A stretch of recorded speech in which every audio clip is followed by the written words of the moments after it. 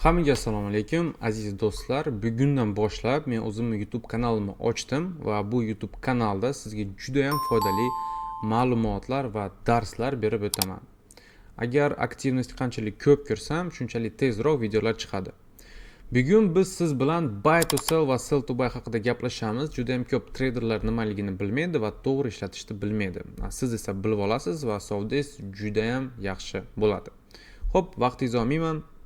Keling, primerlarni ko'rib chiqamiz.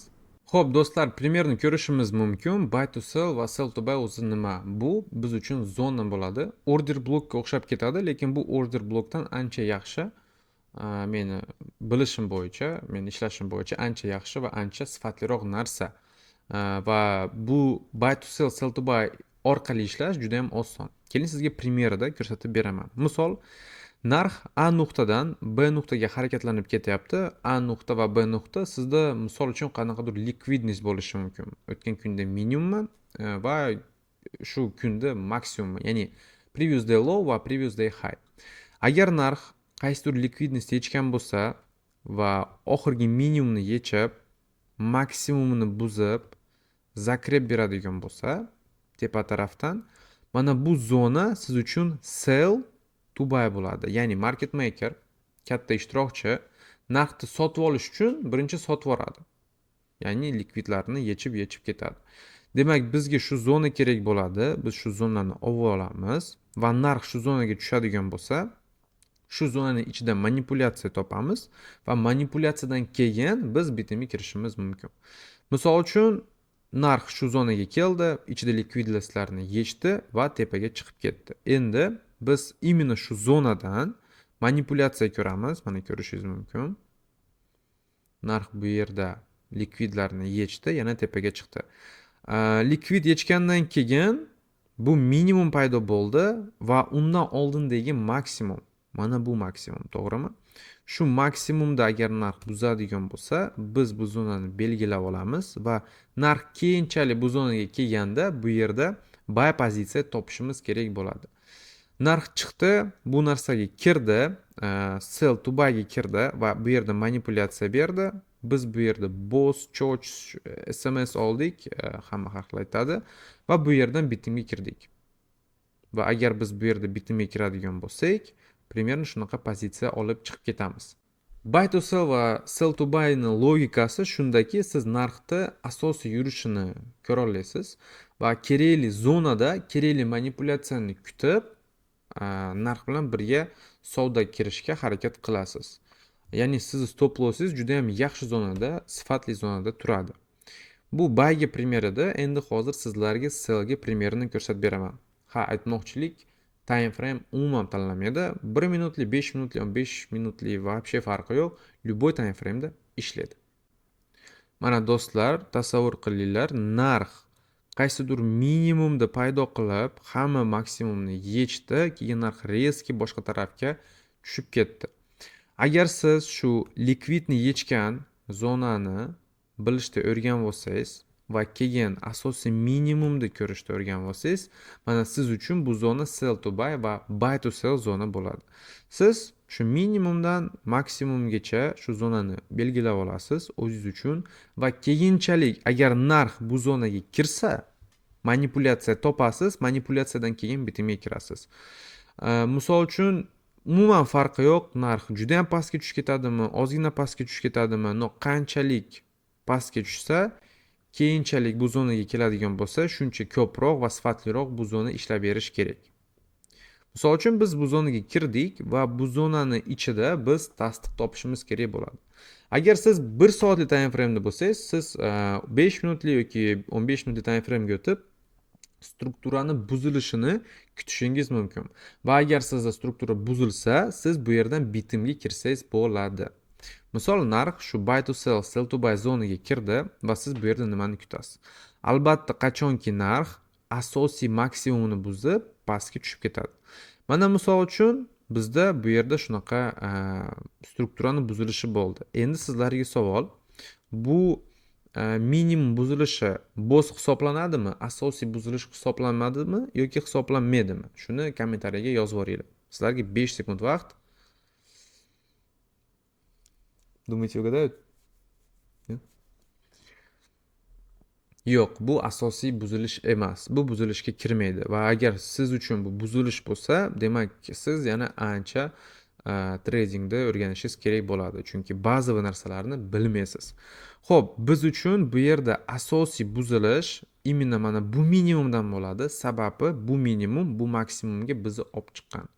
Bu minimum esa bu maksimumga olib chiqmagan. Narx buni pastga yengiladi, lekin bu yerda juda ham ko'p holatda narx yana tepaga qarab ketishi mumkin. Shuning uchun biz bu yerda oddiy stop loss ushlamasligimiz uchun oxirgi minimumni buzilishini kutamiz va agar narx shu oxirgi minimumni buzadigan bo'lsa, mana bu minimum biz uchun slom bo'ladi.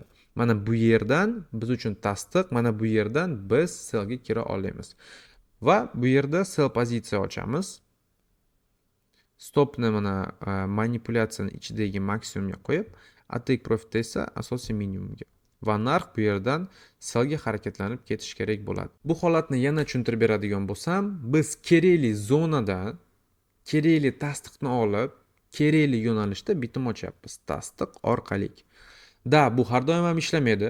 80-90% ishlaydigan narsalar tradingda o'zi yo'q. Lekin siz bu narsani praktika qilsangiz, ko'proq grafikda ko'rsangiz, o'zingizni ko'zingizni trenirovka qilsangiz, praktika qilsangiz, nasmotrенностьingizni oshirsangiz, shunda xudo xolasa hammasi chotki bo'ladi va bu primerlar juda ham ko'p sizga o'xshaydi. Aytib o'taman, yana bu time frame umuman tanlanmaydi. Lekin qanchalik time frame kattaroq bo'lsa, shunchalik sifatliroq bo'ladi. Xo'p, do'stlar, endi keling sizlar bilan haqiqiy grafikdagi primerlarga o'tib ko'rib chiqamiz. Xo'p, primerni ko'rishimiz mumkin. Do'stlar, narx chap tarafdagi likvidlarni yechyapti va yechgandan keyin juda ham katta impuls pastga beryapti. Pastga impuls berganda e'tibor berishingiz kerak. Qaysi minimumdan boshlab u misol uchun impulsni berdi, ya'ni likvidni yechib, keyin impulsni berdi. Misol uchun bu zona bo'ladigan bo'lsa, yoki siz uchun bu minimum hisob emas, misol uchun pastdagi minimum bo'lsa, hech qisi yo'q, bemalol tortsangiz bo'ladi. No, men uchun men bu yerda bu minimum va bu maksimumni ko'rib, shu buy to sell zonani ko'ryapman. Ya'ni bu yerda nima bo'lgan? Market maker katta ishtirokchi narxni sotib olgan, sotib olish uchun, ya'ni buy to sell. Va narx keyinchalik bu joyga keldi. Men kichkina time frame'da, ya'ni 5 minutlik time frame'da misol bu yerda slom ko'rdim va slom bo'lgandan keyin market bilan bitimga kirdim. Bu yerdan market bilan bitimga kiramiz. Sellga take profitimiz esa eng yaqin likvidni minimumga qo'yamiz. Misol uchun bu men uchun mana bu minimum hisoblanadi. Va bu yerda olib chiqib ketgan соотношениямыз 2.62. Ko'rishingiz mumkin, biz kerakli zonada kerakli tasdiq topib, kerakli tomonga bitim ochdik va bu yerda 2.62 соотношенияni ushlab oldik. Bu order blokdan yaxshiroq ishlaydi, chunki order blokni tushuncha o'zi qiyin. Afsuski juda ham ko'p odam order blokni noto'g'ri tushunadi, juda ham ko'p ma'lumotlar bor order blok haqida. Shuning uchun siz prosta order blok ishlatmaganingiz ma'qul. Imенно shu sell to buy va buy to sell haqiqiy ishlaydigan, osonroq va sizga tushunarliroq narsa bo'lib chiqadi. Yana bitta primer ko'rishimiz mumkin. Narx chap tarafdagi likvidlarni yechdi, ya'ni minimumda yechdi va ichgandan keyin keyingi tarafda impuls bilan juda ham yaxshi zakrep qildi. Mana ko'rishingiz mumkin. Narx shu maksimumdan boshlab pastga tushdi. Keyin biz shu maksimumni buzdik, ya'ni mana bu zona biz uchun nima bo'ladi? Sell to buy yoki buy to sell. To'g'ri, sell to buy. Chunki narx, ya'ni market maker birinchi sotib oldi, sotib olish uchun. То есть buy, точнее sell to buy. Shu zonani belgilab olamiz. Va narx shu zonaga kelgandan keyin kichkina time frame'da manipulyatsiya, boss, SMS nimadurlar beradi va bu yerdan biz bitimga kirishimiz mumkin. Xo'p, do'stlar, yana bitta primer ko'rishimiz mumkin. Narx chap tarafda juda ham ko'p likvidlar yechgan, mana bu движение bilan narx likvidlarni yechdi, keyingi maksimumda zakrep berdi va biz bu yerda zakrep olganimizdan keyin mana shu zona biz uchun sell to buy bo'ladi. Shu zonani olib olamiz. Va buni ichida manipulyatsiya topadigan bo'lsak, biz bemalol buy bitimga kirishimiz mumkin. Masalan uchun bu yerda narx bilinib turibdi, diskountga tushib, manipulyatsiyalar beryapti. Minimumlarni yechdi, inversiyadan keyin tepaga движение oldik. Ya'ni narx bu zonaga kelganda biz bemalol buy pozitsiya olishimiz mumkin edi. Yana bitta misol do'stlar, ko'rishingiz mumkin, bu minimum yechilyapti, narx pastidagi imbalansga tushyapti va narx shu zonalarni test qilgandan keyin biz maksimumda buzishini olyapmiz. Va shu maksimumda va minimumda belgiladigan bo'lsak, bu biz uchun sell to buy zona bo'ladi. Narx shu sell to buy ga keldi, biz albatta srazu bu yerda bitimga kira olmaymiz, chunki stopimiz katta, takeimiz uncha katta emas, соотношение to'g'ri kelmaydi. Shuning uchun kichkina time frame ga o'tib tasdiq topamiz va shu tasdiqdan keyin biz уже buy kirsak bo'ladi va bu yerda примерно oladigan соотношениemiz где-то 1.47 bo'lgan.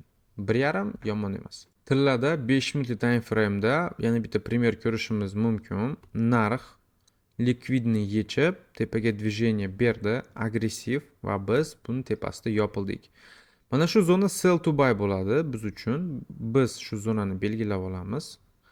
Va agar narx keyinchalik shu zonaga tushib, likvidlarni yechib manipulyatsiya beradigan bo'lsa, biz buy pozitsiya istasak bo'ladi. Ko'rishingiz mumkin, narx ikkita bir xil minimumni yechdi, manipulyatsiya berdi. Manipulyatsiya bo'lgandan keyin bizda bu yerda 5 minutlik time frame'da inversiya bo'ldi. Mana ko'rishimiz mumkin, inversiya.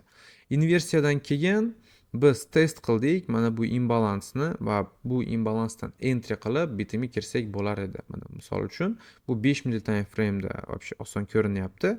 Stopni mana minimumga qo'yib, tekni mana bu maksimumgacha cho'zishimiz mumkin edi.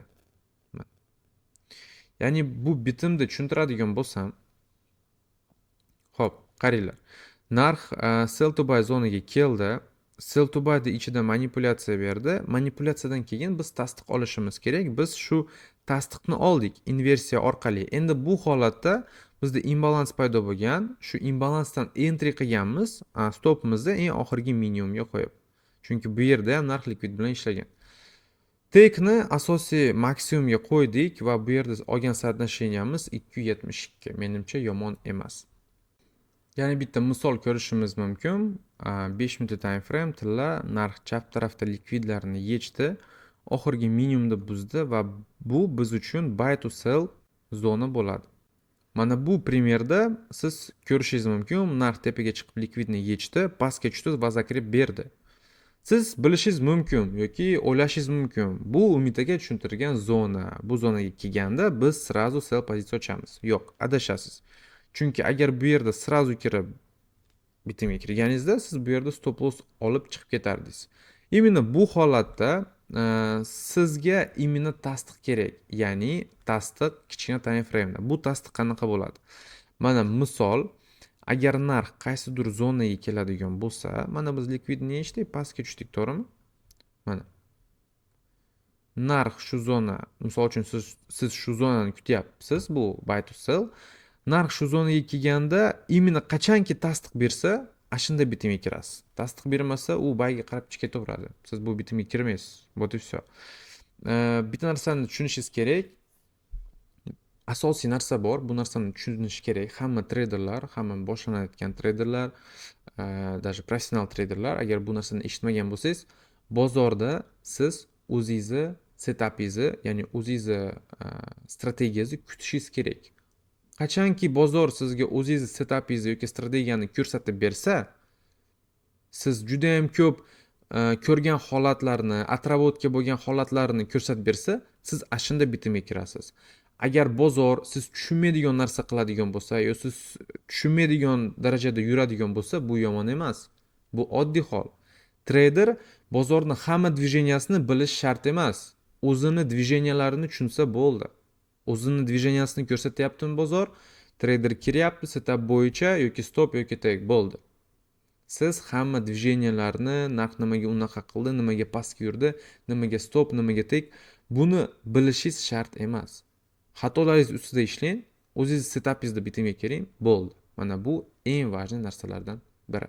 Do'stlar, agar sizga bu video foydali bo'lgan bo'lsa, maksimalni like, komment, repost va eng asosiysi pastda silka bor. Shu silkadan o'tsanglar, Telegram, Instagram obuna bo'lib qo'yinglar va meni kuzatinglar. Sizlar bilan Umid ICT, hammaga rahmat. Ko'rishguncha.